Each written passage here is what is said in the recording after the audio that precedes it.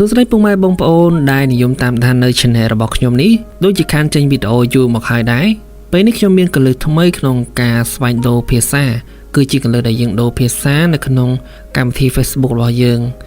ដែលបងប្អូនមួយចំនួនដែលគាត់ចូលចិត្តប្រើភាសាខ្មែរឬក៏ភាសាអង់គ្លេសឬក៏ជាភាសាអ្វីផ្សេងៗបងប្អូនជាដំបូងយើងចូលមកកាន់ profile របស់យើងមកយើងអូស scroll ទៅក្រោមយើងរកពាក្យថា setting and privacy យើងចុចលើវាមួយមកវានឹង load មកពាក្យថាជា layer មួយចំនួនឬមុខងារផ្សេងៗតែយើងយកពាក្យថា language រូបសញ្ញាផែនដីនេះបងប្អូនយើងចុចកន្លែងសញ្ញាផែនដីនឹងមកដូច្នេះវាចេញ list ភាសាប្រទេសជាច្រើននៅក្នុងហ្នឹងអញ្ចឹងបើសិនជាពុកម៉ែបងប្អូនចូលចិត្តប្រើភាសាណាបងប្អូនចុចលើភាសានោះវានឹងដូរអូតូតែម្ដងតែនៅក្នុងវីដេអូនេះខ្ញុំនឹងបង្រៀនពុកម៉ែបងប្អូនទាំងអស់គ្នាឲ្យដូរភាសា